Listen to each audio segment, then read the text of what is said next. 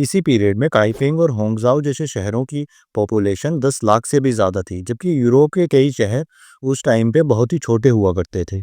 बहुत से हिस्टोरियंस के अकॉर्डिंग चाइना उस टाइम पे ग्लोबल जीडीपी का 25 से 30% कंट्रीब्यूट कर रहा था, जबकि ये ग्रोथ किसी वॉर से नहीं थी, ये ग्रोथ थी ट्रेड और मैन्युफैक्चरिंग से। चाइनीज स्टेट ने उस सिल्क रूट को ओपन नहीं छोड़ दिया, बल्कि उसको एक्टिवली मैनेज भी किया। उस टाइम के चाइनीज किंग्स ने इस सिल्क रूट को मिलिट्री प्रोटेक्शन भी दी, ताकि जो कारवां वहां से गुजर रहे हैं वो सेफली अपनी डेस्टिनेशन तक जा सके। इसी मिलिट्री प्रोटेक्शन की बदौलत बहुत सारे फॉरेनर ट्रेडर्स भी इस रूट का यूज करने लगे और चाइनीज जीडीपी को और आगे ग्रोथ मिली। हिस्टोरियंस के अकॉर्डिंग एक इंटरेस्टिंग फैक्ट ये भी है कि चाइना का उस टाइम पे रोम के साथ डायरेक्ट ट्रेड नहीं था। उस टाइम पे बीच में अरब ट्रेडर्स मिडलमैन का काम करते थे।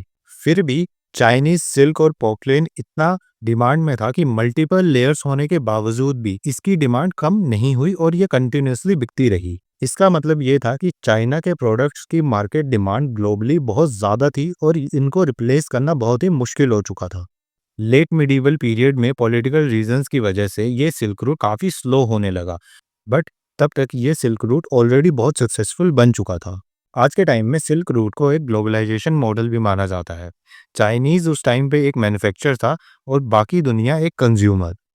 चाइना को उस टाइम पे इतना अमीर बनाने में किसी वॉर की ज़रूरत नहीं पड़ी, बस monopoly over the high quality manufacturing goods और ये ट्रेड नेटवर्क, इन दोनों के कॉम्बिनेशन से ही चाइना उस टाइम पे ग्लोबली अपनी जीडीपी को इतना आगे ले जा पाया। सिल्क रूट कोई एक्सीडेंटली बना हुआ एक ट्रेड रूट नहीं था, ये एक कैलकुलेटेड इकोनॉमिक स्ट्रेटजी थी, जिसकी हेल्प से चाइना खुद को एक रिच सिविलाइजेशन में कन्वर्ट कर पाया। Thank you for watching the video. Please like, subscribe, and stay tuned for the next video.